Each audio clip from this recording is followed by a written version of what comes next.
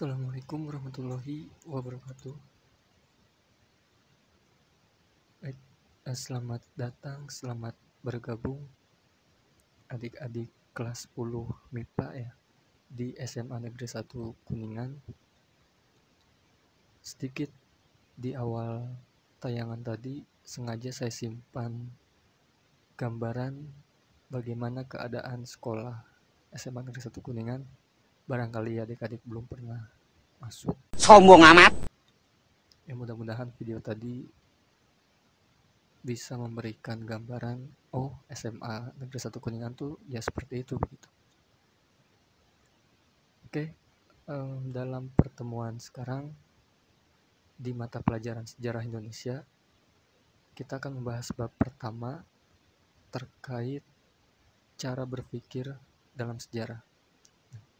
Di tayangan, adik-adik bisa melihat The Book of Secret. Jadi kita punya buku rahasia nih, yang di dalamnya sedikit banyaknya akan mengupas materi ya tentang cara berpikir dalam sejarah tadi. Tapi sebelum ke sana, kita mesti lihat dulu apa yang menjadi tujuan pembelajaran di materi ini. Sengaja saya simpan dua hal saja untuk adik-adik pahami. Apa saja dua hal tersebut? Dan dua hal yang menjadi tujuan pembelajaran kita di materi ini. Pertama adalah adik-adik mampu memahami konsep ruang, waktu, dan manusia dalam sejarah. Kemudian tujuan yang kedua, harapannya setelah mempelajari bab ini, adik-adik mampu memahami cara berpikir dalam sejarah. Cara berpikir dalam sejarah ini nanti ada beberapa hal yang akan kita bahas seperti diakronik, sinkronik, periodisasi, dan kronologi. Nah, untuk lebih jelasnya nanti kita akan lihat di tayangan-tayangan berikutnya. Ya, baik. Rasanya nggak fair kalau kita belajar sejarah tapi tidak tahu apa itu sejarah, kan begitu ya. Seperti kita ingin dia tapi kita nggak tahu dia tuh siapa. Maka pertanyaan besarnya adalah, apa itu sejarah? What is the meaning of history? Kan begitu. Seringkali setiap dari kita, bahkan orang-orang pada umumnya, itu mengatakan bahwa sejarah itu adalah peristiwa manusia di masa lalu. Betulkah demikian? Oke, sebelum kita lihat apakah betul demikian atau tidak, pokoknya simpan dulu apa itu sejarah. Yang mesti kita pahami peristiwa manusia di masa lalu. Titik. Kita simpan dulu pemahaman ini. Nanti kita lihat apakah betul peristiwa manusia di masa lalu itu kita sebut sebagai sejarah. Lalu, jika peristiwa masa lalu itu disebut sebagai sejarah, peristiwa yang seperti apa? Kan begitu. Baik ya, sebelum kita lihat arti atau pengertian dari sejarah itu sendiri, yang mesti kita paham, ini kata sejarah tuh sebetulnya berasal dari mana, kan begitu. Nah, istilah sejarah itu sebetulnya berasal dari bahasa Arab syajaratun, yang punya arti pohon. Pertanyaannya adalah, kenapa mesti pohon, kan begitu. Kalau adik-adik lihat di gambar nih, ada pohonnya, pohon besar. Saya nggak tahu nih pohon apa, tapi pohon ya begini, kan begitu. Nah, pohon itu kan gini, kalau ente lihat di pohon itu kan ada ranting, ada daun di sini. Daun dia terhubung ke ranting, rantingnya terhubung ke batang, batangnya juga kelak terhubung juga dengan akar, kan begitu. Nah, jadi kenapa mesti diartikan sebagai pohon? Sebab sejarah itu mengacu pada pohon silsilah, mengacu pada masalah asal-usul atau keturunan seseorang. Ya seperti pohon tadi, terhubung dari daun, ke ranting, ke batang, terus hingga akhirnya ke akarnya. Saya kasih contoh misalkan, ini ente seorang anak misalkan, yang merupakan putra dari bapak A dengan ibu B. Nah, kedua orang tua sampean pun juga merupakan putra dari bapak C dengan ibu D. Begitu seterusnya sampai ke Y dan Z. Terhubung, kan begitu. Atau dengan contoh nyatanya, misalkan begini. Peristiwa kemerdekaan Indonesia tahun 45. Itu kan satu peristiwa ya. Nah, satu peristiwa itu tidak akan pernah ada kemerdekaan tanggal 17 Agustus jika pengeboman Nagasaki dan Hiroshima tidak ada, kan begitu. Jadi peristiwa kemerdekaan ini terhubung, bisa ada sebab ada peristiwa sebelumnya. Dan kalau peristiwa sebelumnya tidak ada, ya mana mungkin ada kemerdekaan di Indonesia, kan begitu. Jelas nggak? Pengibaratannya seperti pohon tadi, semuanya saling terhubung satu dengan yang lain. Jelas ya? Ada pertanyaan? Lupa, kan nggak bisa nanya ya.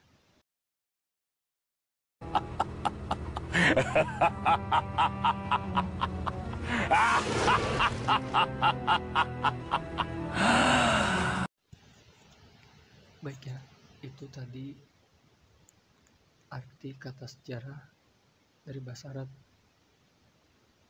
pohon.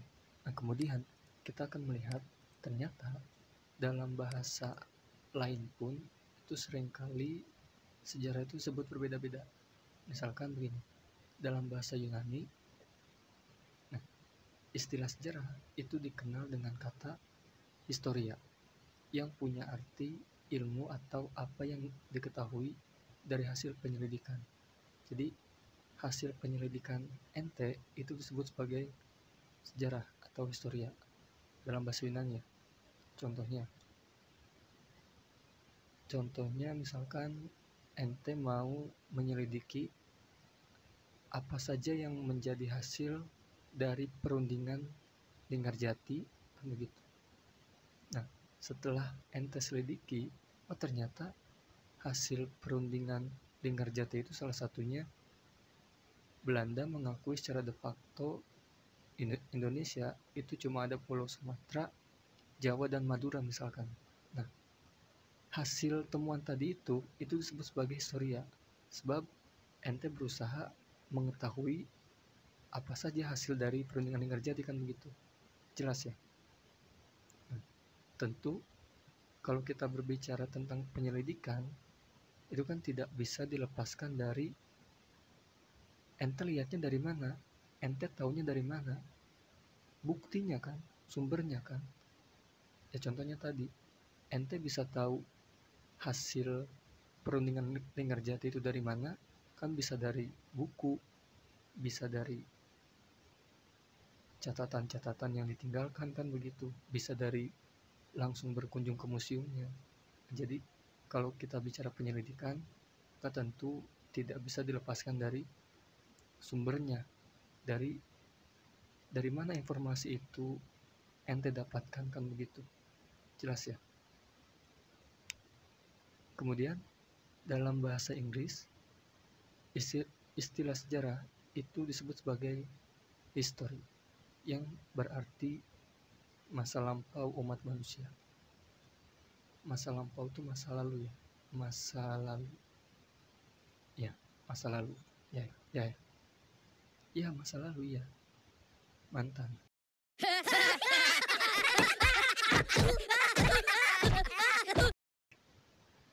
Oke, itu dalam bahasa Inggris.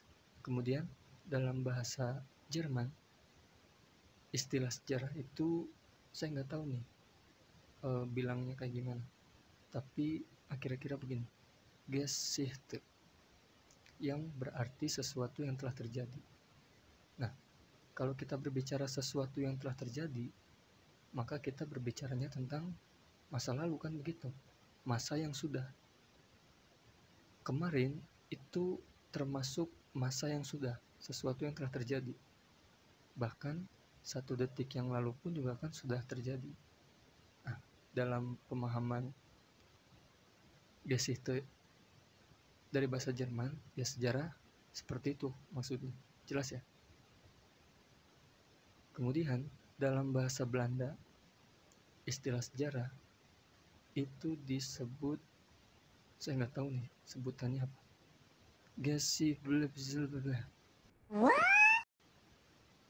Geschiedenis, kira-kira begitu. Gini ya, seringkali di bahasa-bahasa dunia, apa yang dituliskan itu berbeda dengan apa yang diucapkan. Misalkan ya terutama bahasa Prancis, bahasa Belanda, bahasa Rusia, tulisannya misalkan POSWEG, itu kan harusnya dibaca Postweg kan, tapi dibacanya bukan demikian, tapi Postweg, the Groot Postweg, jalan raya pos. Itu yang dibangun di sepanjang Pulau Jawa ya, dari Anyer, Banten ke Panarukan. Itu jalan Cadas Pangeran itu termasuk Anyer Panarukan, proyeknya Dendles di masa kolonial. Oke, itu materi lainnya. Dalam bahasa Belanda tadi, Geschiedenis tadi, sejarah itu berarti sesuatu yang telah terjadi. Sama kalau kita berbicara sesuatu yang telah terjadi, maka kita berbicara masa yang sudah. 1 detik yang lalu termasuk masa yang sudah, kemarin masa yang sudah, apalagi tahun-tahun sebelum 2020 kan begitu. 45, 49, 2098 itu termasuk masa yang lalu, sesuatu yang telah terjadi. Oke, jelas ya?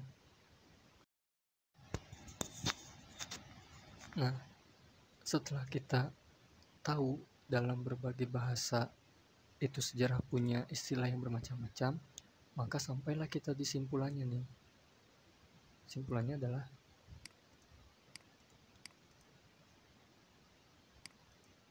sejarah adalah suatu proses penelaahan terhadap peristiwa yang terjadi di masa lampau, di masa lalu, berdasarkan fakta dan bukti yang ditemukan oleh para sejarawan.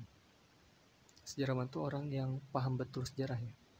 Jadi dari simpulan dari pengertian sejarah yang telah kita bahas di tayangan sebelumnya, itu bisa kita tarik simpulan bahwa sejarah itu suatu proses penelaahan, suatu proses penelusuran, suatu proses penyelidikan terhadap peristiwa yang terjadi di masa lalu berdasarkan fakta dan bukti.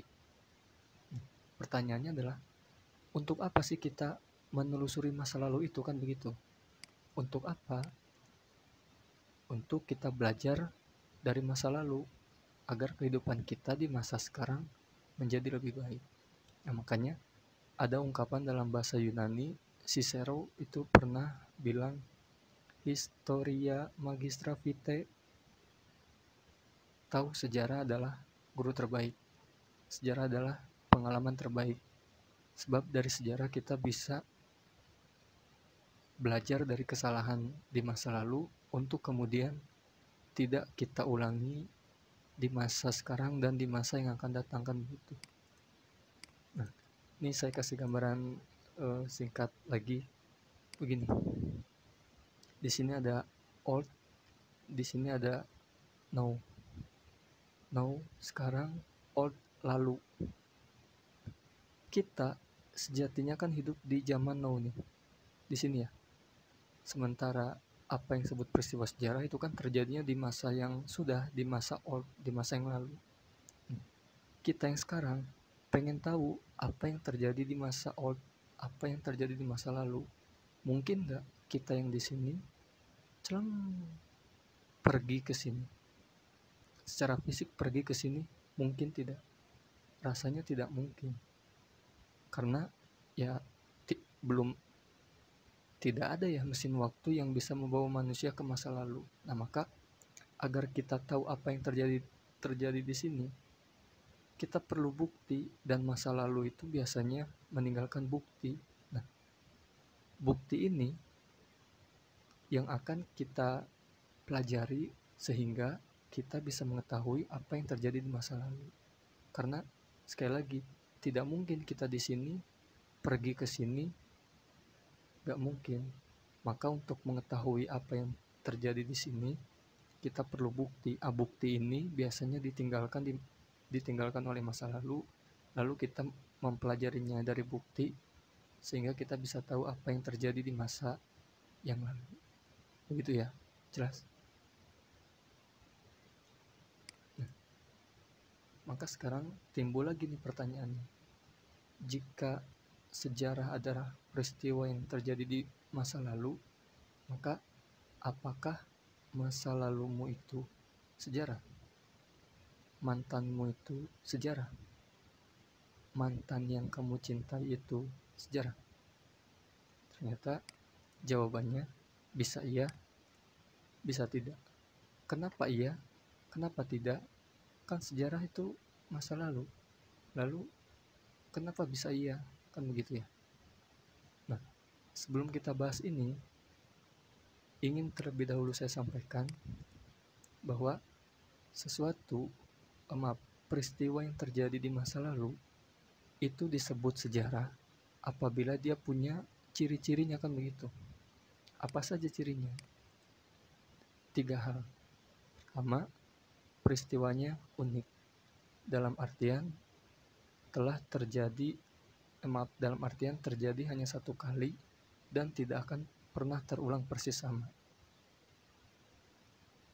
17 Agustus 1945 dan 17 Agustus tahun 2020 akan sama persis nggak 17 Agustus 45 dengan 17 Agustus 2020? Tentu berbeda, kan begitu. Orangnya berbeda, atmosfernya berbeda, suasananya berbeda, perayaannya juga berbeda. Nah, jadi unik itu peristiwanya ya terjadi 45 ya 45, sekarang 2020 ya terjadi lagi, tapi tidak akan persis sama dengan apa yang terjadi di tahun 45. Unik. Kemudian ciri yang kedua, peristiwa masa lalu disebut sebagai sejarah adalah abadi. Dalam artian peristiwa tersebut tidak berubah dan tetap dikenang. Tidak berubah. Misalkan pengeboman Nagasaki dan Hiroshima tanggal 6 dan 9 Agustus 45. Ya, peristiwa tersebut tidak akan berubah-ubah lagi. 6 dan 9 Agustus 45 ya tetap dikenang sebagai pengeboman Nagasaki dan Hiroshima. Tidak akan berubah kemudian 6 dan 9 Agustus 45 peristiwanya berubah dari pengeboman Nagasaki menjadi pengeboman Kuningan misalkan. Kan nggak mungkin. 6 dan 9 Agustus ya abadi. Ya peristiwa pengeboman Nagasaki dan Hiroshima, tok itu. Nah, kemudian yang ketiga, masa lalu disebut sebagai sejarah apabila peristiwa tersebut penting dan dapat dijadikan momentum, sebab memiliki arti dalam menentukan kehidupan orang banyak. Nah, apa ini? Ini peristiwa proklamasi 17 Agustus 45. Peristiwa sejarah bukan? Iya. Kenapa? Sebab peristiwa ini penting. Kenapa penting? Sebab dengan proklamasi ini maka bangsa kita menyatakan bangsa yang merdeka. Kan begitu, jelas ya. Sekarang balik lagi nih ke soal mantanmu itu tadi. Apakah mantanmu itu sejarah? Ternyata jawabannya bisa iya dan bisa tidak. Bisa iya kenapa? Sebab mantanmu itu ya penting untukmu, abadi untukmu, unik untukmu. Kan begitu. Hanya untukmu. Tapi kenapa disebut juga tidak? Sebab ya lu putus, emang dunia sedih? Kan gak juga, cintaku. Ya lu putus ya putus aja, ngapain bawa-bawa orang juga kan, gak penting banget kan, gak jelas kan, B aja kan begitu. Nah, jadi tidak semua peristiwa yang terjadi di masa lalu itu disebut sebagai sejarah. Sebab tadi dia mesti punya 3 ciri ini: unik, abadi, penting. Ya lu putus, lu punya mantan, lu punya masa lalu, penting memang buat kamu, tapi ya buat orang lain apa pentingnya, gak jelas banget jir. Baik, uh, ya sebetulnya apa yang tadi awal kita bahas itu kan baru pengantar ya, tapi memang dirasa cukup panjang ya, karena tadi sih gara-gara mantan. Memang sih mantan memang menggoda. Oke, kita balik lagi ke materi. Begini, konsep sejarah. Jadi dalam sejarah itu kita harus mengingat, kita harus paham bahwa sejarah mesti dan harus selalu terikat 3 hal. 3 halnya apa saja? 3 hal itu adalah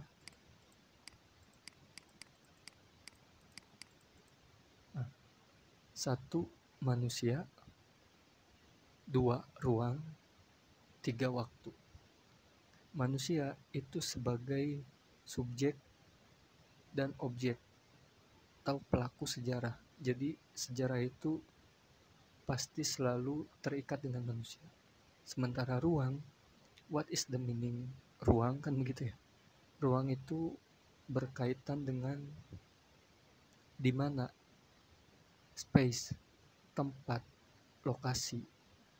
Ruang itu berkaitan dengan di mana peristiwa itu terjadi, kan begitu. Sementara waktu berkaitan dengan kapan, when, waktu ya waktu, kan begitu.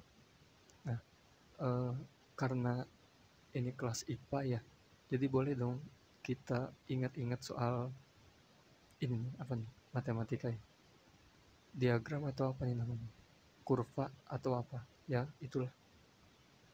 Nah, misalkan kita punya sumbu X, sumbu waktu, dan sumbu Y kita ganti jadi ruang.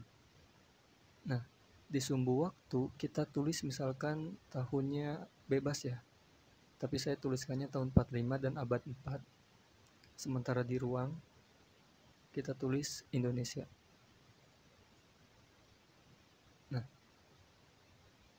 ketika di tahun 45 kita tarik satu garis, kemudian kita tarik ke bawah ke sumbu Y, ke Indonesia. Nah, maka apa yang terjadi di Indonesia pada tahun 45, kan begitu. Tanda tanya. Apa yang terjadi di sini? Peristiwa proklamasi kemerdekaan. Begitu ya. Nah, kita ambil contoh lain, misalkan abad 4 di Indonesia. Maka di Indonesia pada abad keempat Masehi, apa yang terjadi, kan begitu.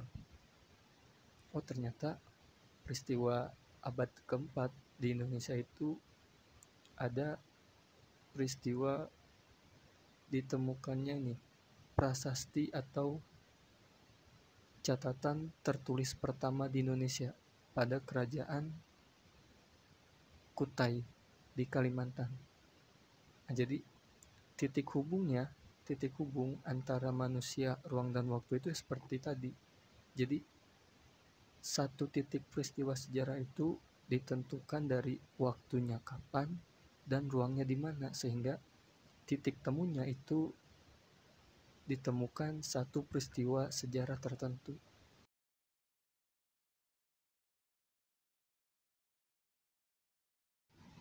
Baik, sekarang kita masuk di cara berpikir dalam sejarah.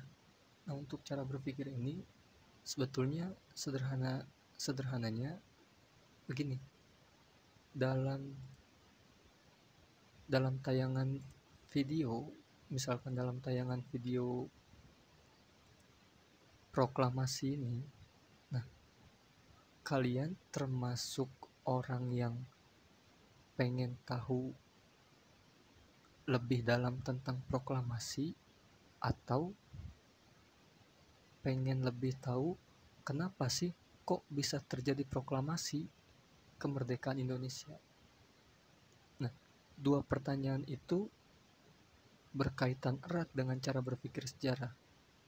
Sekali lagi ya, tinggal pilih dari peristiwa proklamasi ini, kalian termasuk orang yang pengen tahu lebih detail peristiwa proklamasi 17 Agustus 45, atau justru pengen tahu kenapa kok bisa terjadi proklamasi kemerdekaan Indonesia pada tanggal 17 Agustus 45. Ya, baik. Kan ada dua cara berpikir ya. Ada sinkronik dan ada diakronik. Nah, yang akan kita bahas terlebih dahulu adalah sinkronik. Sinkronik sendiri, dia berasal dari bahasa Yunani, shin dengan dan kronos. Ingat, kronos bukan thanos, artinya waktu. Cara berpikir sinkronik berarti kita mempelajari peristiwa sejarah dengan segala aspeknya hanya pada batasan waktu tertentu secara lebih mendalam. Jadi, cara berpikir sinkronik ini kita berusaha menjawab pertanyaan apa saja yang terjadi pada peristiwa proklamasi ini misalkan.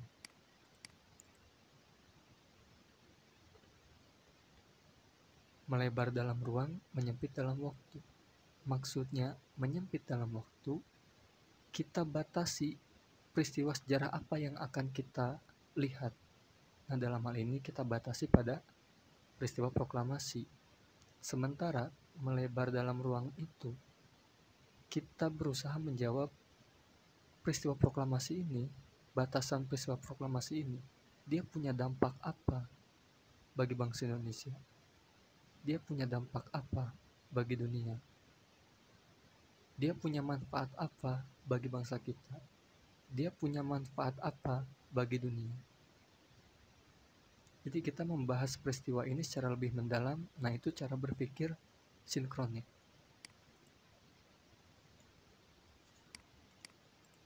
Sementara jika kita menggunakan cara berpikir diakronik, artinya kita mempelajari peristiwa sejarah dengan bergerak melampaui batasan waktu. Apabila pertanyaan pada cara berpikir sinkronik itu apa yang terjadi pada peristiwa proklamasi, ketika kita menggunakan cara berpikir diakronik, pertanyaannya bukan lagi itu, tapi kenapa bisa ada peristiwa proklamasi ini? Kan begitu. Nah, ilustrasinya begini. Diakronik itu memanjang dalam waktu, menyempit dalam ruang. Seperti sungai ini, kan dia bergerak nih, dari hulu bergerak terus sampai ke hilir. Peristiwa proklamasi ini kenapa bisa ada, kan begitu. Nah, maka untuk menjawab kenapa bisa ada ini, kita perlu melihat rentetan peristiwa yang sebelumnya. Ada peristiwa pengeboman Nagasaki, Hiroshima, penyerahan Jepang 14 Agustus, Rengas Dengklok 15 Agustus, lalu peristiwa proklamasi. Sekarang, jika kita bicara jika Jepang tidak dijatuhi bom atom ini, Jepang bakal menyerah tidak? Rasanya tidak kan? Ketika Jepang tidak menyerah, kita bakal merdeka nggak? Ya nggak mungkin juga kan begitu. Nah, jadi cara berpikir diakronik itu kita berusaha menjawab kenapa bisa terjadi peristiwa ini.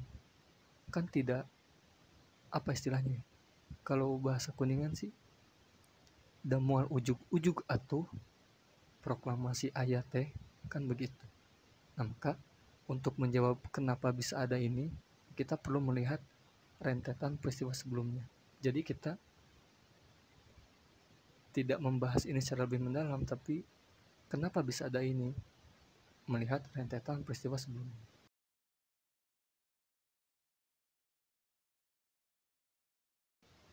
Jelas ya, diakronik kita melihat peristiwa berdasarkan rentetan waktu, jadi tidak dibatasi pada peristiwa proklamasi. Tapi kalau cara berpikir sinkronik, kita batasi pada peristiwa proklamasi, tapi membahasnya secara lebih mendalam.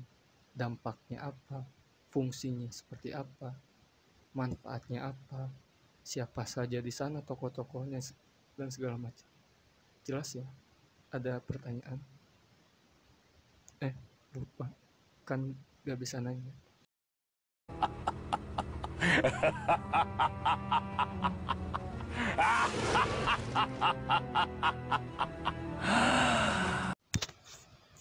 Baik, sekarang kita masuk di berpikir kronologis dalam sejarah. Kronologi itu berasal dari bahasa Yunani kronos. Ingat, kronos bukan thanos, yang artinya waktu, dan logos yang berarti ilmu. Dengan kata lain, kronologi adalah ilmu tentang waktu yang membantu menyusun peristiwa atau kejadian sejarah sesuai dengan urutan waktu kejadiannya. Sesuai dengan urutan waktu kejadiannya. Untuk apa, Pak? Untuk mempermudah kita dalam melihat hubungan antara peristiwa. Jadi, pada dasarnya, jika kita menggunakan cara berpikir diakronik, maka kita dituntut untuk berpikir kronologis juga, untuk melihat peristiwa sejarah berdasarkan sesuai urutan waktu kejadiannya. Lihat, tanggal 6 dan 9 Agustus, 14 Agustus, 15 Agustus, 17 Agustus. Berurut kan? 6, 14, 15, 17. Kenapa mesti berurut? Sebab dengan berurut seperti ini, maka kita dapat melihat hubungan. Ketika dua kota di Jepang dibom atom, maka hubungan ke peristiwa berikutnya otomatis Jepang menyerah, sebab kota militernya hancur lebur. Ketika Jepang sudah menyerah, kita bisa merdeka. Hubungannya demikian. Jelas ya? Hanya dalam sejarah, baik cara berpikir diakronik ataupun sinkronik, itu tetap harus digunakan kedua-duanya agar pemahaman sejarah itu tidak sesempit apa, tapi bisa juga mengapa, bagaimana, kok bisa, dan lain sebagainya. Jadi dengan menggunakan cara berpikir diakronik dan sinkronik, maka pemahaman sejarah kita akan menjadi lebih luas, lebih utuh. Oke, jika kita sepakat bahwa sejarah itu adalah peristiwa yang terjadi di masa lalu, maka pertanyaan berikutnya adalah, peristiwa masa lalu itu kan banyak sekali. Lalu bagaimana? Kan begitu ya? Nah, maka dalam sejarah itu dikenal apa yang namanya periodisasi atau pengklasifikasian peristiwa sejarah dalam tahap-tahap atau pembabakan tertentu. Dengan kata lain, periodisasi itu lebih ke pembagian waktu dalam sejarah, pembabakan waktu dalam sejarah. Misalkan begini, sejarah Indonesia. Ini kan terlalu umum, ini kan terlalu banyak. Ini kan membuat kita bingung sejarah Indonesia itu seperti apa. Nah, maka disinilah peran periodisasi itu dibutuhkan. Nah, maka dengan adanya periodisasi, kita bisa melihat bahwa sejarah Indonesia itu dimulai dari pertama, masa praaksara, masa sebelum mengenal tulisannya. Setelah itu, sejarah Indonesia masuk di masa Hindu-Buddha. Setelah itu, sejarah Indonesia masuk di masa Islam, begitu seterusnya, sampai sekarang masuk di masa reformasi. Nah, jadi periodisasi itu kita membabakan sejarah Indonesia seperti ini. Untuk apa? Ya untuk mempermudah. Sebab jika tidak dibabakan seperti ini, kita akan bingung melihat sejarah Indonesia itu harus dari mana. Jelas? Ya. Pertanyaan berikutnya adalah, kenapa pembabakannya mesti dari masa Praksara? Kenapa mesti Hindu-Buddha? Kenapa mesti Islam? Kenapa mesti kolonialisme? Nah, pembabakan ini tentu memiliki dasar. Dasarnya apa? Misalkan masa Hindu-Buddha itu kan dimulai di abad keempat Masehi. Kenapa dinamakan Hindu-Buddha? Sebab dari rentang abad keempat sampai abad ke-14 Masehi, itu kehidupan di Indonesia hampir seluruh kebudayaannya, peninggalannya itu bernuansakan, bernafaskan Hindu-Buddha. Nah, makanya dalam sejarah Indonesia dikenal masa Hindu-Buddha. Begitupun pada masa Islam. Kenapa disebut masa Islam? Sebab peninggalan pada masa setelah Hindu-Buddha itu banyak yang bernuansakan Islam. Masjid Agung,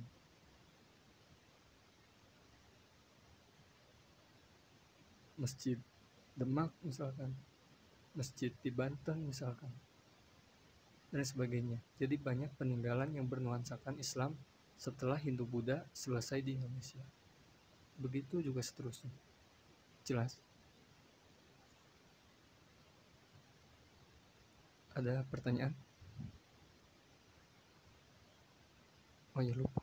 Kan gak bisa nanya.